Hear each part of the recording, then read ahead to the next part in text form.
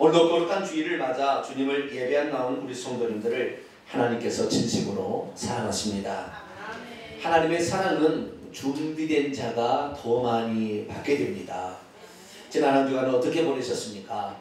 저는 이제 이번 주부터 시작될 또 대신방이 있어서 대신방을 열심히 준비했습니다. 그래서 고쳐야 될 걸 수선해야 되겠다 생각하고 여러 가지 준비하고 또 성경 준비하고 이렇게 하면서 있었는데, 고쳐야 될 거 생각하니까 고칠 게 많아요.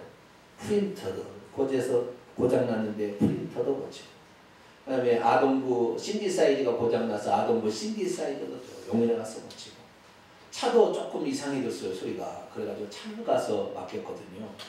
그래서 차도 승합차 우리 스타렉스 차도 고치게 되고 또 제 영혼도 고치게 되고 할렐루야.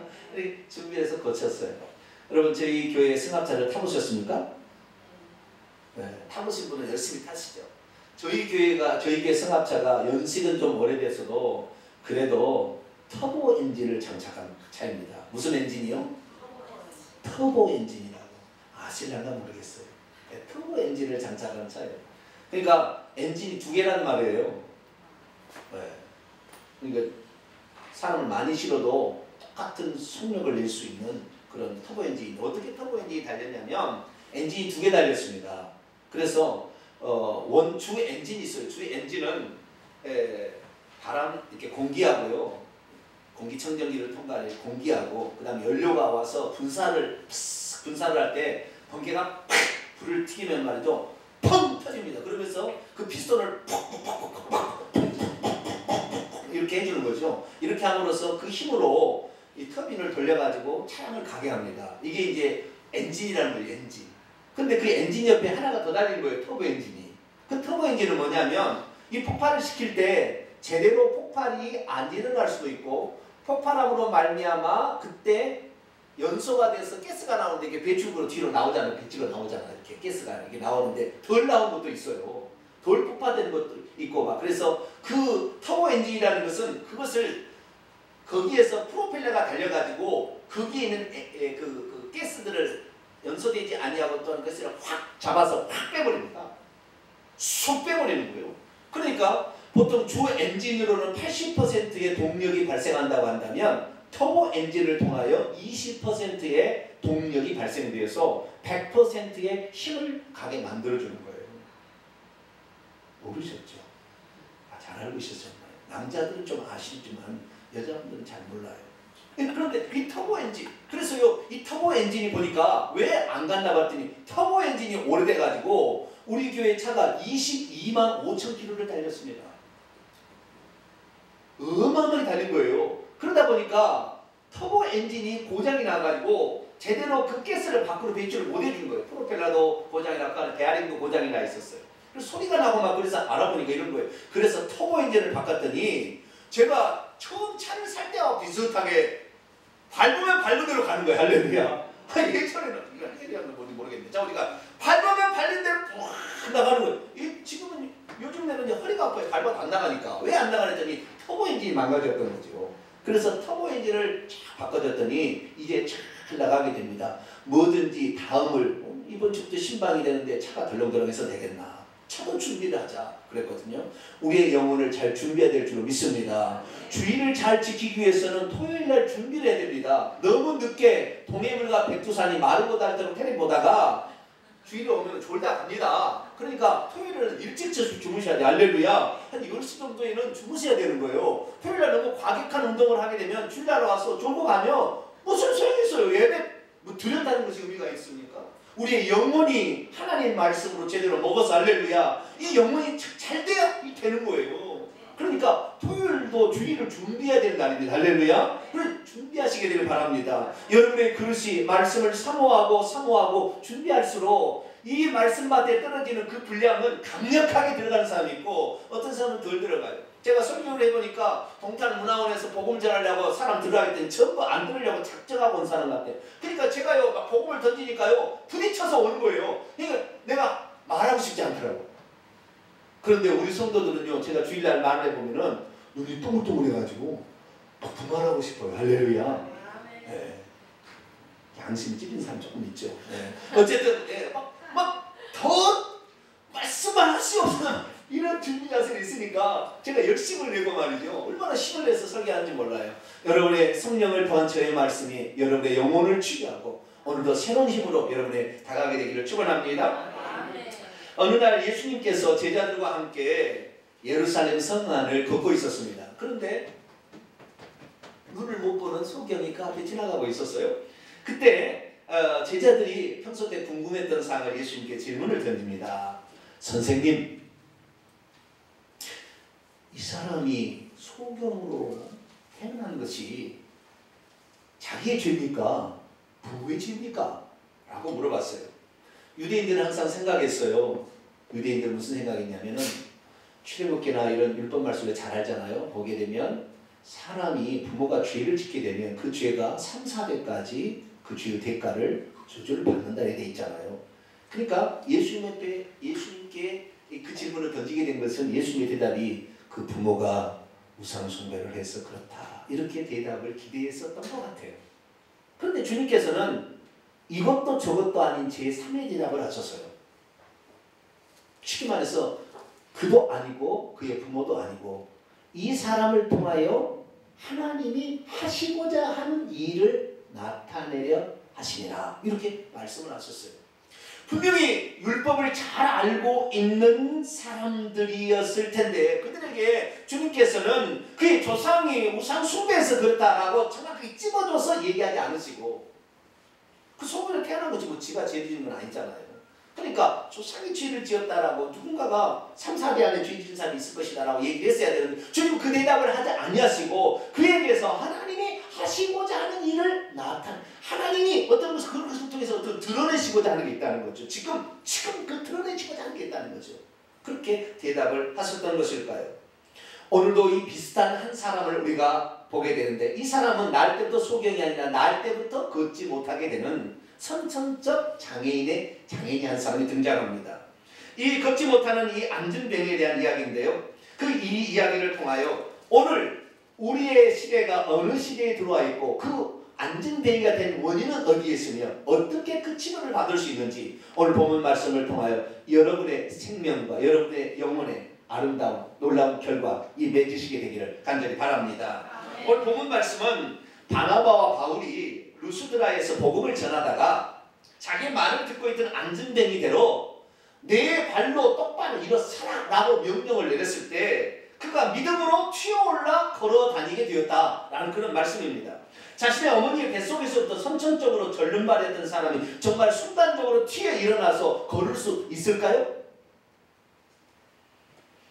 정말 선천적으로 장애인으로 태어난 자가 후천적으로 창조의 기적을 맛볼 수 있는 것입니까? 설령 그가 복음을 받아들였다 할지라도 자신의 신체적 장애를 그대로 안고 살아가는 사람이 수두룩한데 그는 대체 어떻게 되어서 자신의 그 선천적인 장애를 딛고 일어설 수가 있었던 것일까요? 그는 이방인입니다. 그렇기 때문에 그의 조상 대대로 우상을 숭배했던 사람이었는데 어떻게 되어서 그 우상 숭배의 저주에서 순간적으로 벗어날 수가 있었을까요? 오늘 우리들도 마찬가지입니다. 오늘 우리들이 예수 그리스도를 믿어도 어떤 장애나 질병적인 요인을 가질 수가 있습니다. 어떤 사람은 그것을 그대로 안고 살아가는 사람도 있지만 어떤 사람은 그것을 털어버리고 갈 수 있는 사람도 있는 것입니다. 오늘은 여러분의 믿음이 한층 더 올라갈 수 있게 되기를 축원합니다. 갖고 살아도 구원받는 데는 지장은 없을 수 있어요. 쉽게 말해서 거지와 나서의 비유를 보게 되면 이 세상에 가난해서 거지로 산다 해서 구원 못 받는 건 아닙니다. 그렇기 때문에 질병이나 가난이나 저주를 갖고 사는 것도 구원하고는 그렇게 많은 상관은 아니 될 수 있습니다. 그러나 기왕 우리가 예수 그리스도를 믿었다면 지금 어떻게 하나님이 역사하시는 것인가를 정확히 알고 우리 시대가 어떻게 들어왔는지를 정확히 깨닫고 하나님의 말씀에 반응하여 여러분도 놀라운 기적을 얻게 되기를 축원합니다. 오늘 본문 말씀은 AD 48년경 바나바와 바울이 안디옥 교회에 파송을 받아서 이방인 선교를 하기 시작합니다.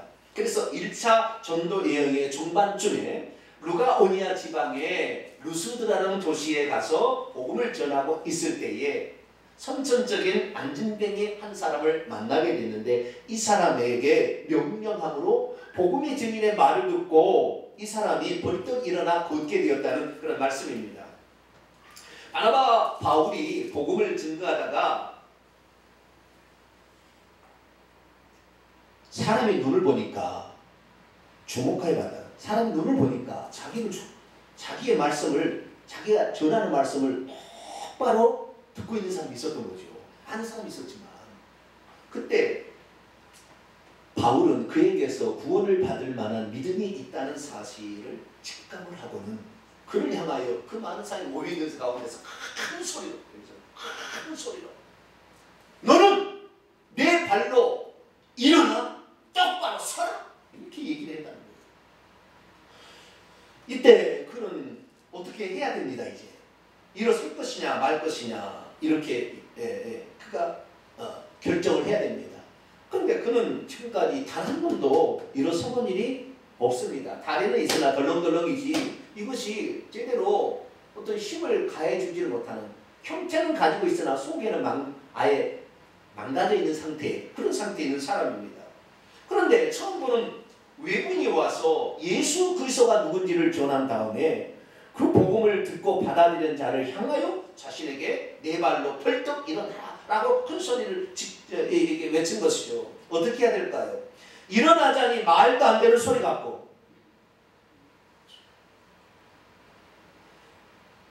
안 일어나자니 저분의 말이 진짜 같은데 한번 해보고도 싶고, 이 마음이 왔다 갔다 하는 것이죠.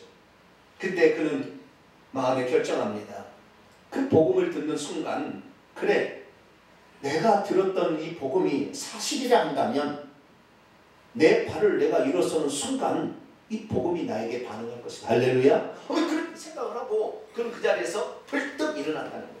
그랬더니 아니나 다를까 두 다리에 힘이 팍 생겨가지고 일어났다는 거예요. 그 성경에 보니까요, 이 용수철처럼 벌떡 일어났는데, 일어나가지고 보니까 얼마나 신기하든지 그때부터 걷기를 시작하는데, 여기 보니 리완료 계속 자기가 신기한 거죠. 자기가 걸어다녔다, 이렇게 말하고 있습니다. 오늘 우리는 이 사건을 통하여 세 가지를 살펴보고자 합니다. 첫 번째는 이 청년이 선천적인 안전뱅이로 태어나서 살게 된 것이 무슨 원인이었는지에 대해서 좀 살펴볼 것이고요.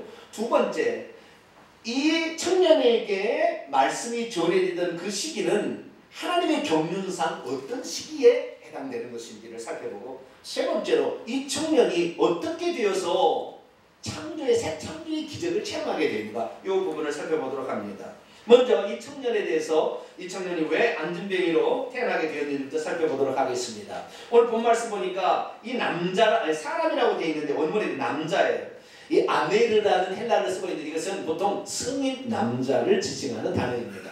그래서 이 남자는 성인 남자입니다. 때로 남편이란 말도 번역되기도 합니다. 그러니까 이 사람은 결혼을 했을 수도 있고 안 했을 수도 있지만 그냥 청년이라고 칩시다. 성인 청년이라고 치십시다. 근데 이 사람은 발을 쓰지 못하는 사람입니다.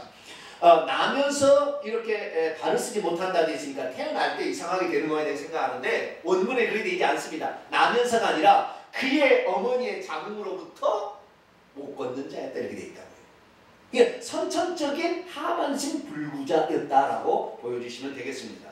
그가 이 선천적으로, 그러니까 그가 자기가 죄를 지어서 무슨 사고를 당해가지고 하반신 마비가 된 게 아니라 그는 부모의 태중에서 그렇게 되어서 나왔다 이 말이죠. 누구 때문에 그렇게 된 거예요? 자기의 죄일까요? 자기의 죄는 아니겠죠. 뭐 태중에서 아기가 죄를 짓나요? 막 발로 차버려요, 엄마? 그러지는 않잖아요, 그죠? 태중에 만들어진 아이가 어떻게 선천적으로 그러지는 않죠. 그러면 결국에는 어떻게 됩니까? 이 아이의 원인을 성경에서는 어떻게 풀어주고 있는가를 우선 보겠습니다. 자, 성경 봅니다. 민수기 14장 8절 한번 볼까요?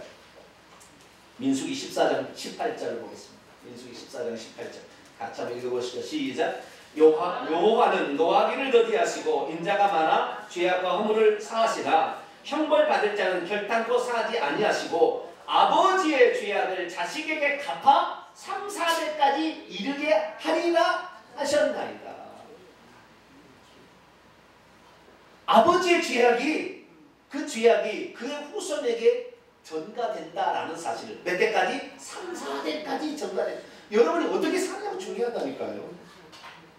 여러분의 삶이 나중에 포함돼서 그것이 성품으로 내 자식에게 유전돼서 DNA 유전자를 물려주게 되어 있습니다.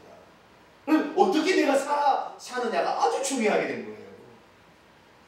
그러면 3, 4대까지 저주를 받는 구체적인 죄목은 무엇일까요? 출애굽기 20장 5절 말씀을 보겠소 한번 읽어봅니다. 시작. 그것들에게 절하지 말며 그것들을 섬기지 말라. 나의 하나님 여호와는 질투하는 하나님인즉 나를 미워하는 자의 죄를 갚되 아버지로부터 아들에게로 3, 4대까지 이르게 하더니와 이 그것들은 여기 보면은 3절 4절을 보면은 나 외에 다른 신을 내게 두지 말고 위로 하늘에 있는 것이나 땅 위에 있는 것이나 땅 아래 물속의 형상인지 만들지 말고 그것을 섬기지 말고 절하지 말라. 이게 우상을 숭배하는 거잖아요. 그 우상을 숭배하면 그 저주가 자손 때에 나타나게 되니 그 사람이 뭐 죄를 지역해서 태중에 있으면서 그건 아니고 부모의 죄로 말미암아 후천적으로 어려움의 장애를 가지고 태어났음을 살펴볼 수가 있는 것입니다.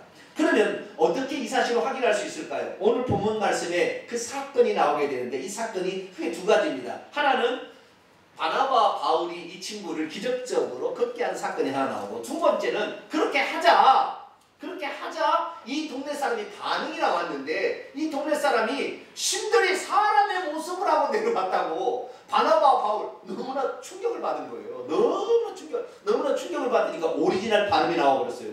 평소 때 이 사람은 헬라어를 그래도 표준어를 쓰고 있었는데 너무나 말이 안 되는 사건이 지금 자기 앞에 일어나고 있는 거예요. 이 바울과 바나바가 이 동네에 들어왔는데 이 동네는 이방인만 살고 있었습니다. 다른 데 가면은 유대인들, 흩어진 유대인들이라고 디아스포라 유대인들이 살고 있어서 보통 회당에 가서 복음을 증거하는 것이 대부분이었습니다. 그런데 몇 개 지방은 그 회당이 아예 없어서 이방인들만 있는 지역이신데 그 중에 하나가 루스드라라는 도시였습니다.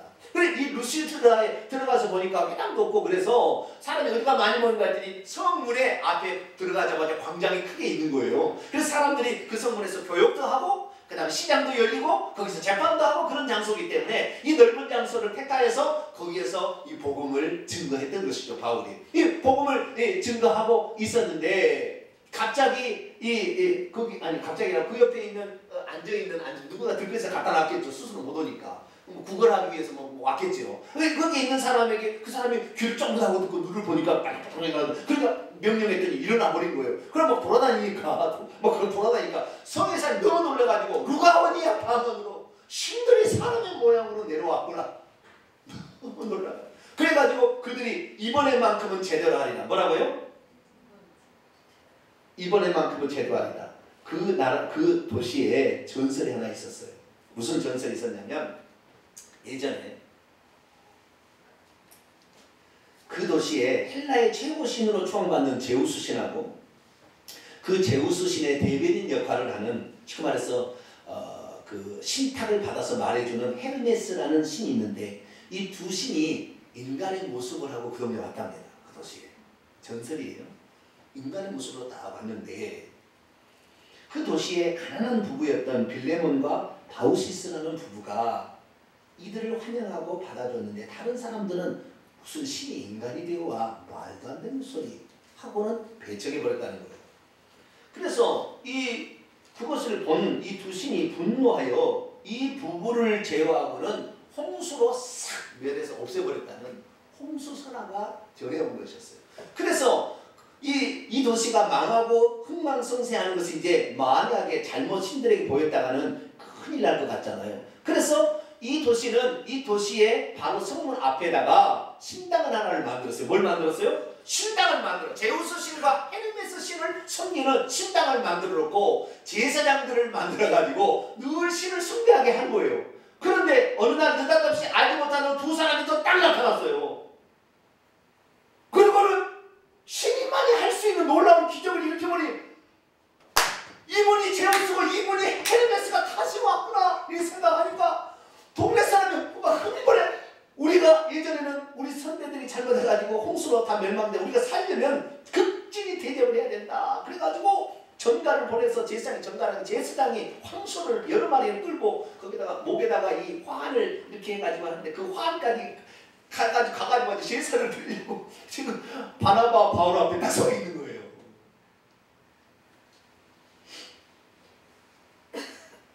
이 두 사건을 통하여 말해주고 있는 것은 뭐냐면 결국에 이 도시 사람들은 옛날부터 우상숭배를 했다 안 했다?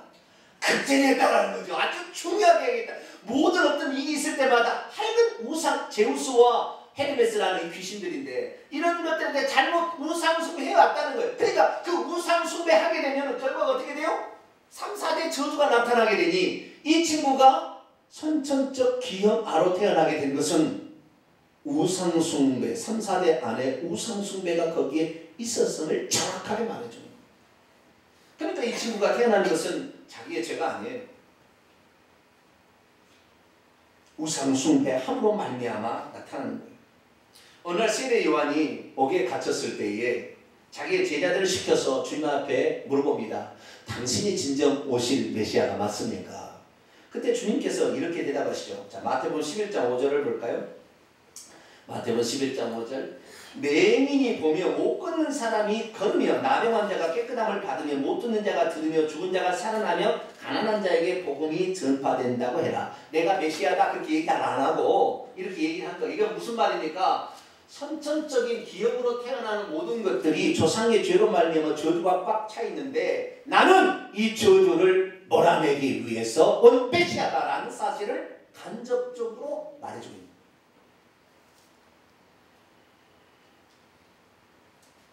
그렇기 때문에 오늘 우리가 우리의 삶의 온갖 많은 것들 중에서 상당 부분이 근데 100%는 아닙니다. 100%는 조상의 죄만이 아니에요. 근데 좌우지간 상당 부분의 많은 부분이 그와 연관되어 있다는 것이죠. 요한계시록 2장 22절 23절 보면 볼지어다 내가 우상 숭배하는 자를 침상에 던진다. 이 질병이 걸리게 하겠다는 거잖아요. 또 그 우상 숭배하는 자와 더불어 같이 우상 숭배하는 자들도 그 행위를 회개하지 않으면 큰 환난 사건에 휘말리게 되고 하늘마다 안 되는 이런 일이 벌어진다는 거죠. 그리고 내가 사망으로 그의 자녀를 죽이려니 자녀가 자살해 죽거나 갑자기 사고로 죽거나 이런 일이 벌어진다는 것을 말해주고 있는 것이죠. 그래서 오늘 우리는 이 우상 숭배 우리 세대에서 완전히 끊어버리게 되기를 축원합니다. 우리가 이거 얼마나 중요한지 몰라요. 하나님의 아닌 죽은 자에게 제사 드리는 이 추도예배, 장례예배 죽은 자에게 절대 하지 말아야 돼요. 기독교 안에 이미 예배의 형식으로 들어와 있는 이것을 뭐라네. 우리는 참 이걸 철저하게 지켜야 돼요. 그래야만이 우리 후손들이 복을 받을 수가 있습니다. 두 번째 살펴볼 문제는 이 청년이 바나바와 바울로부터 복음을 듣게 된 시기가 하나님의 경륜상 어떤 시기에 해당하느냐라는 사실이죠. 바나바와 바울이 말합니다. 여러분들 사람들아, 이 헛된 일을 그치기 위해서 하나님이 지금 나에게 우리들을 시켜서 이 복음을 전하러 여기에 온 것이 아니냐. 우상숭배 행위를 그치라 그렇게 하면서 그들에게 아주 중요한 얘기를 들려줍니다. 오늘 본문 말씀 중에서 15절부터 17절까지 한번 보면 이렇게 얘기합니다. 여러분 어찌하여 이런 일을 행합니까? 우리도 여러분과 같은 그런 똑같은 사람입니다. 여러분에게 복음을 전하는 것은 이런 헛된 일을 버리고 천지와 바다와 그 가운데 만물을 지으시고 살아계신 하나님께로 돌아오게 회개하려 하려 합니다. 그러면서 16절 17절 아주 중요한 말입니다. 같이 읽습니다. 시작. 하나님이 지나간 세대에는 모든 민족으로 자기들의 길들을 가게 방임하셨으나 그러나 자기를 증언하지 아니하는 것이 아니니 곧 여러분에게 하늘로부터 비를 내리시며 결실기를 주시는 선한 일을 하사 음식과 기쁨으로 여러분의 마음을 만족하게 하셨느니라. 아멘. 이게 무슨 말이냐면 지나간 세대 이렇게 하나님께서 구체적으로 무엇 때문에 이런 일이 벌어지는지를 하나님의 말씀으로 가르침을 받기 전의 세대, 특히 이방인들은 하나도 몰랐죠. 모든 사람들이 자기 자손이 왜 저주를 갖고 태어나는지 아무도 몰랐지만 유대인들만큼은 알았어요. 이스라엘 사람은 알았어요. 왜? 하나님 율법 말씀으로 가르쳐줬잖아요. 그 민족만 택해가지고. 근데 이방인들은 아무것도 몰랐죠. 그냥 이렇게 태어나서 자기가 불구자로 태어나게 되면 뭐라고 생각하냐면 운명이 이러니 생각했어요. 뭐라고요? 그래도 운명이 생각해서는 좋은 사람이에요. 이 부모가 당신이 나를 이렇게 낳았다고 말이죠. 얼마나 부모를.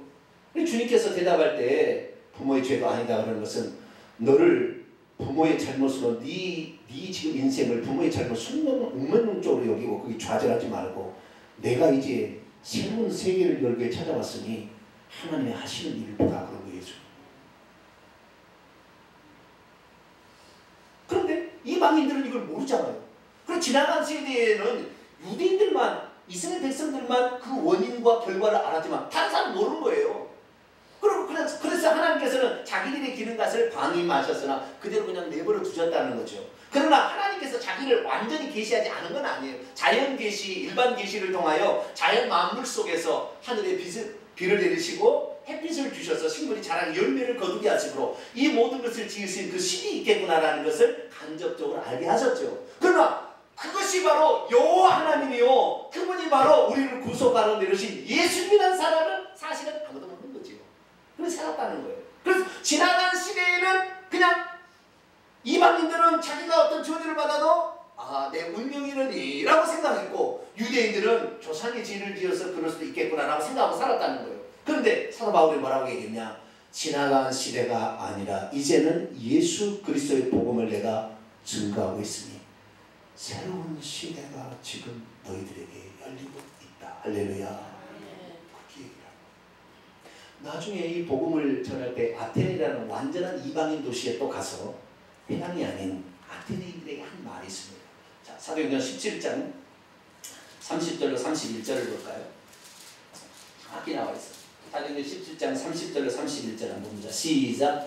알지 못하는 시대에는 하나님이 간과하셨거니와 이제는 어디든지 사람에게 다 명하사 회개하라 하셨으니 이는 하나님께서 정하신 사람들로 하여금 천하를 공의로 심판하는 날을 작정하시고 이에 예수 그리스도를 죽은 자 가운데서 다시 살리심으로 모든 사람에게 믿을 만한 증거를 주셨기 때문이라 아니라. 아멘. 알지 못하는 세대는 그들었지만 이제는 이 복음을 통하여 정확하게 알게 하신다는 거잖아요. 정확하게 알게. 지금의 시대. 그래서 예수 그리스도께서 오심으로 말미암아 온갖 저주 가운데 있었던 것을 끝낼 수 있는 새로운 시대가 지금 도래하고 있고, 너희들이 이제는 이방인 유대인은 상관없이 이 복음을 듣고 받아들이기만 한다고 한다면 너희들도 똑같은 은혜, 유대인들만 이스라엘 백성들만 받을 수 있는 그 은혜를 너희들도 지금 받을 수 있다라고 얘기합니다. 할렐루야. 그러니까 이 지금 그 성전은 성전에 그 성문 옆에 앉아 있었던 그 친구가 어느 시대 친구가 있냐면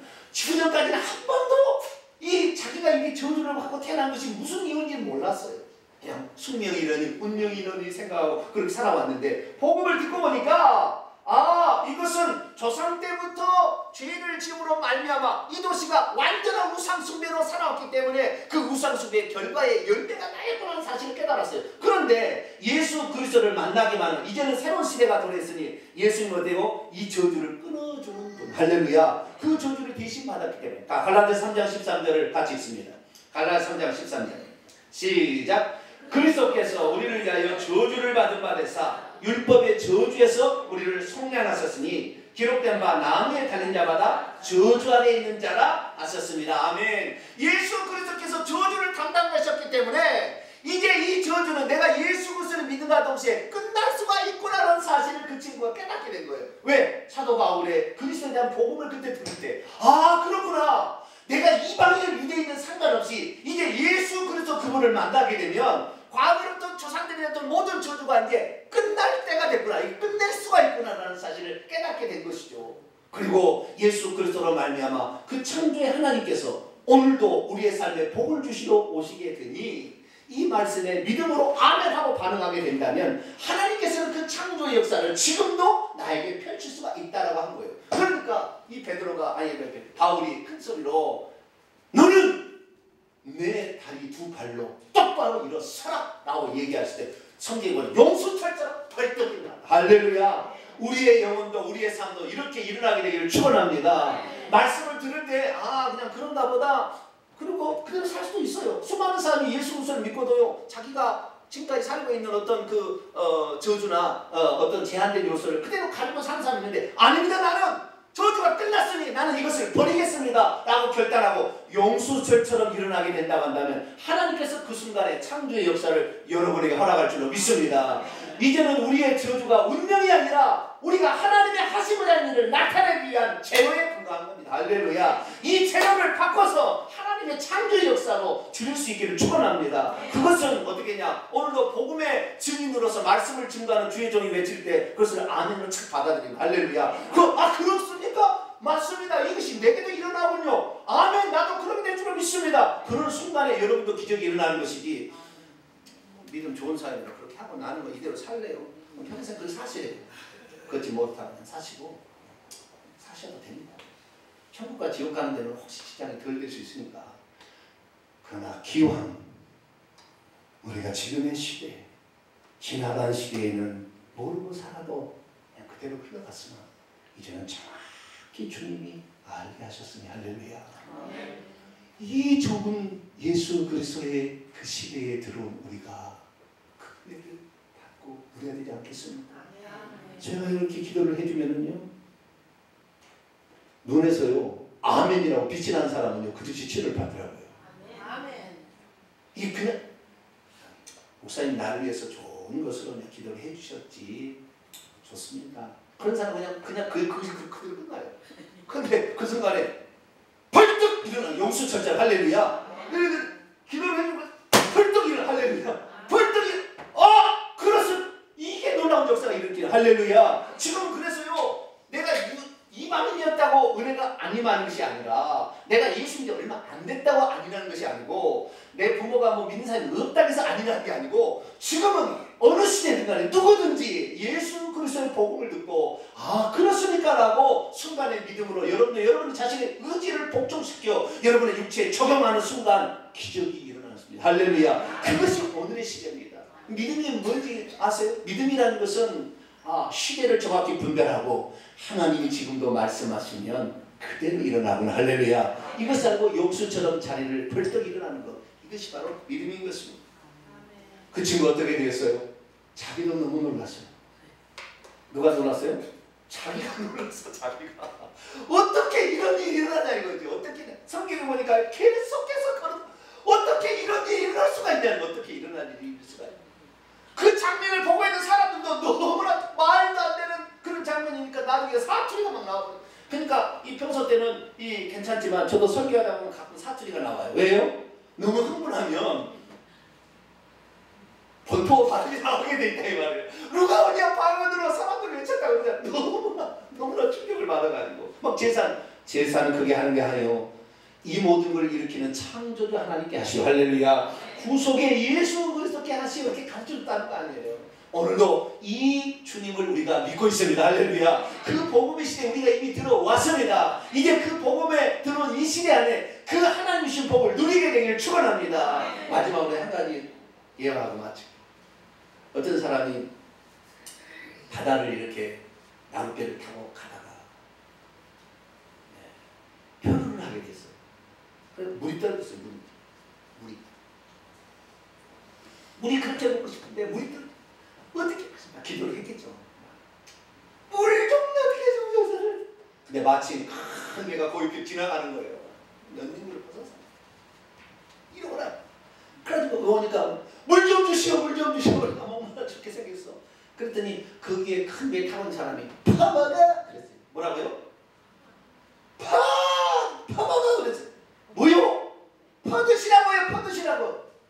나중에 퍼서 먹어보니까요, 민물이에요. 거기가 바다하고 민물이 만나는 그 지점까지 왔다가 이제 민물 안으로 들어와 버린 거예요. 그러니까 민물인데도 지금 어디가 있는지 알고, 나는 짠물에 있구나, 나는 바다에 있구나, 이게 절대 못 먹어, 절대 못 먹어. 아니 들어왔다니까 이 안으로. 이게 파먹었더니 짠물이 아니라 그냥 민물이어서 살게 되었다. 할렐루야. 옛날로 사시려면 그냥 짠물로 못 먹어. 그러고 사세요. 사시고. 그러나 여러분, 복음의 새로운 시대에 들어왔으면 그 복음을 먹고 살게 되기를 축원합니다. 그 물이 들어가는 순간 우리의 생명이 살아나고 병든 것이 고쳐지고 우리의 영혼이 고쳐지고 우리의 삶의 새날이 임할 줄로 믿습니다. 기도하겠습니다. 걸어가신 하나님 아버지, 율법을 가진 유대인들은 그 율법의 징계와 저주 가운데 늘 원망 불평하고 살아가고, 이방인들은 이것도 저것도 모르니 운명일을 살면서 오늘과 저주까지 살고 있지만, 예수 그리스도의 복음은 우리의 삶을 새로운 세계로 인도하는 줄로 믿습니다. 예수 그리스도 이 놀라운 복음을 우리도 누리고 누려서 우리의 삶의 창조의 기적을 경험하며 살아가는 저희들 되게 주옵소서. 그래서 천국이 실제하다는 사실을 이 땅에서도 경험하는 우리 모두가 되게 주옵소서. 우리 주 예수 그리스도의 이름으로 기도하옵나이다. 아멘.